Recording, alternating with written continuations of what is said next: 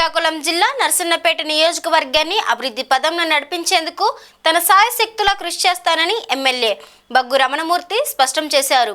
గురువారం నర్సన్నపేట మండల కేంద్రంలోని స్థానిక టీడీపీ కార్యాలయంలో కార్యకర్తలకు భరోసా కల్పిస్తూ కార్యక్రమాన్ని చేపట్టారు. ఈ సందర్భంగా ఆయన మాట్లాడుతూ గతంలో ఇచ్చిన వాగ్దానాలను నేడు నెరవేర్చేందుకు కృషి చేస్తానని ఆయన హామీ ఇచ్చారు.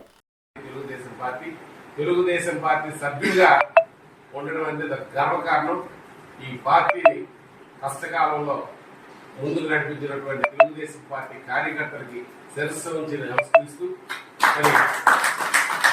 శాసనసభ్యుడిగా నేను ఎన్నుకోబడ్డానంటే మా కార్యకర్తల తాలూగా శ్రమ, అలాగే మా నాయకుడు చంద్రబాబు నాయుడు తాలూగా ఆశీస్సులు మెండుగా ఉన్నాయి. మరి తెలుగుదేశం పార్టీ ఇవాళ అధికారంలో ఎన్డీఏ ప్రభుత్వం ఉంది.